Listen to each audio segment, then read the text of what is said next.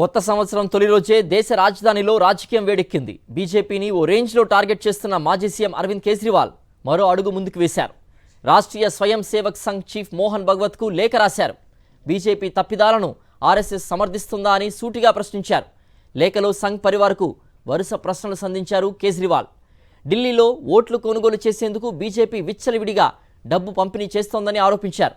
ఓట్లు కొనుగోలు చేయడానికి ఆర్ఎస్ఎస్ మద్దతు ఇస్తుందా అని నిలదీశారు.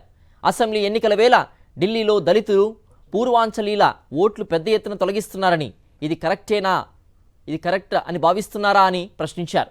బీజేపీ ప్రజాస్వామ్యాన్ని బలహీనపరుస్తోందని ఆర్ఎస్ఎస్కు భావిస్తోందా అని లేఖలో మోహన్ భగవత్ ప్రశ్నించారు కేజ్రీవాల్.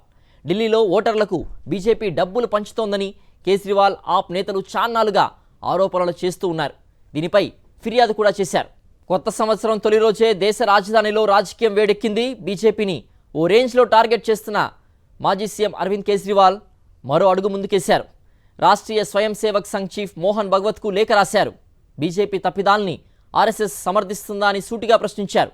లేఖలో సంఘ్ పరివార్కు వరుస ప్రశ్నలు సంధించారు కేజ్రీవాల్. ఢిల్లీలో ఓట్లు కొనుగోలు చేసేందుకు బీజేపీ విచ్చలవిడిగా డబ్బు పంపిణీ చేస్తోందని ఆరోపించారు. ఓట్లు కొనుగోలు చేయడానికి ఆర్ఎస్ఎస్ మద్దతు ఇస్తుందా అని నిలదీశారు.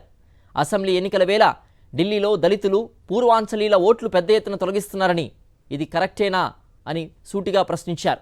బీజేపీ ప్రజాస్వామ్యాన్ని బలహీనపరుస్తోందని ఆర్ఎస్ఎస్ భావిస్తోందా అని లేఖలో మోహన్ భగవత్ను ప్రశ్నించారు కేజ్రీవాల్.